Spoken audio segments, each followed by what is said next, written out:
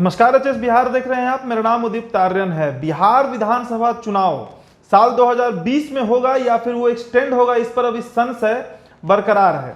इस पर एक रिपोर्ट आया है वीरेंद्र यादव के द्वारा, जो बिहार के एक सीनियर जर्नलिस्ट हैं। कुछ समस्याओं का जिक्र किया है उन्होंने, जिस पर हम चर्चा करेंगे। आखिरकार 29 नवंबर को मौजूदा सरकार का जो टेन्योर है वो पूरा हो जाएगा और उसके बाद विधानसभा चुनाव होना चाहिए। अब वो होगा या नहीं, इस पर अभी कुछ नहीं कहा जा सकता है। कई कारण हैं इसके पीछे। अभी 11 अगस्त को चुनाव आयोग ने रिपोर्ट मांगा है बिहार की तमाम राजनीतिक पार्टियों के द्वारा कि वो चुनाव के पक्ष में है या फिर वो चाहते हैं कि चुनाव अभी टल जाए। आपको बताएं कि आज 6 अगस्त है और कल यानी कि 7 अगस्त के दिन बिहार के मुखिया नीतीश कुमार फेसबुक लाइव करने वाले थे, पर इसे उन्होंने कैंसिल कर दिया। कारण है बिहार में कोरोना लगातार बढ़ रहा है और स्वास्थ्य को लेकर, स्वास्थ्य सुविधाओं को लेकर जो बिहार सरकार की भदपिटी है, यही कारण है कि नीतीश कुमार को अपना वर्चुअल रैली जो है वो कैंसिल करना पड़ा था। चलिए अब बात करते हैं कि आखिरकार चुनाव में क्या क्या ऑब्स्टेकल्स आ सकते हैं। सबसे जो पहला ऑब्स्टेकल्स है वो कोविड-19 ही है। जिस तरीके से लगातार जो नंबर ऑफ केसेस हैं वो बढ़ते जा रहे हैं, प्रतिदिन 2 से 2,500 हजार का आंकड़ा बिहार में कोरोना का सामने आ रहा है, जबकि अभी टेस्टिंग उतनी ज्यादा नहीं हो रही है।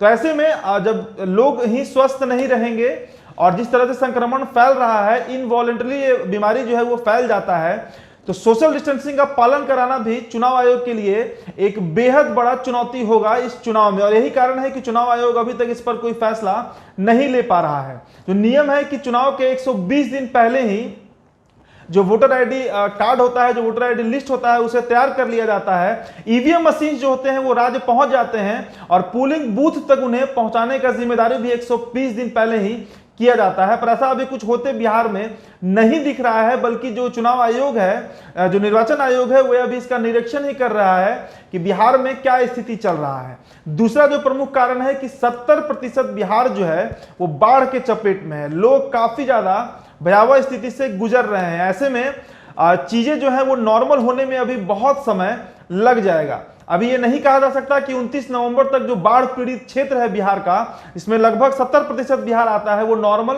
हो पाएगा। और अगर वो नॉर्मल नहीं हो पाता है तो लोगों के पास जब खाने को रोटी नहीं होगा तो वोट डालने कैसे जाएंगे। तीसरा जो सबसे बड़ा समस्या अभी सामने आ रहा है वो सोशल डिस्टेंसिंग को लेकर होगा। अभी तक यानी कि 2015 में जो बिहार में विधानसभा चुनाव हुआ था, उसके लिए कुल 72,600 पोलिंग बूथ ही थे, पर इस बार निर्वाचन आयोग ने स्पष्ट कर दिया है कि उसकी संख्या 25% तक बढ़ानी पड़ेगी, यानी कि 1,06,000 के आसपास इस बार पोलिंग बूथ बिहार में तैयार करना होगा। और यह सबसे बड़ी चुनौती होगी निर्वाचन आयोग के सामने भी और बिहार सरकार के सामने भी। आपको बताएं कि जो प्रशासनिक अधिकारी होते हैं, जो चुनाव की ड्यूटी पर रहते हैं, उन्हें ट्रेन करना या उन्हें तैयार करना कोई बहुत बड़ी चुनौती नहीं है, क्योंकि वो रूटीन वर्क होता है।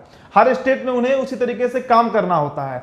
पर अभी तक ना तो ईवीएम आया है, ना ही तो पोलिंग बूथ अभी तक डिसाइड हुआ है, और ना ही तो वोटर आईडी लिस्ट ही तैयार हुआ है। ऐसे में 4 महीने के अंदर में किस रफ्तार से निर्वाचन आयोग काम करता है, इस पर यह निर्भर करेगा। और साथ ही साथ 11 अगस्त को बिहार की जो तमाम पार्टियां होंगी, उनके द्वारा जो रिपोर्ट भेजा जाएगा निर्वाचन आयोग को कि चुनाव होना चाहिए या नहीं होना चाहिए, वो भी एक बड़ा फैक्टर बन सकता है कि साल 2020 में बिहार में विधानसभा चुनाव होगा या नहीं होगा। ये तमाम मुद्दे जो है वो अभी बिहार में चल रहे हैं, पर बिहार की जनता जो है वो फिलहाल कोविड-19 और साथ ही साथ बाढ़ से त्रस्त है। इसके साथ ही साथ अर्थव्यवस्था की जो मंदी चल रही है, जो आम व्यापारी है, कई स्कूल्स बंद हो चुके हैं, कई लोगों की नौकरियां जा चुकी हैं। नीतीश कुमार खुद भी शायद इस बात को समझ चुके हैं। ऐसे में यह बात भी देखने लायक होगा कि 11 अगस्त को जो रिपोर्ट बिहार से भेजी जाएगी, उसमें कितनी पार्टियां ऐसी होंगी जो चुनाव कराने के फेवर में होंगी। इस खबर से जुड़ी हर रिपोर्ट आप तक हम पहुंचाते रहेंगे। इस बिहार को आप सब्सक्राइब कर लें।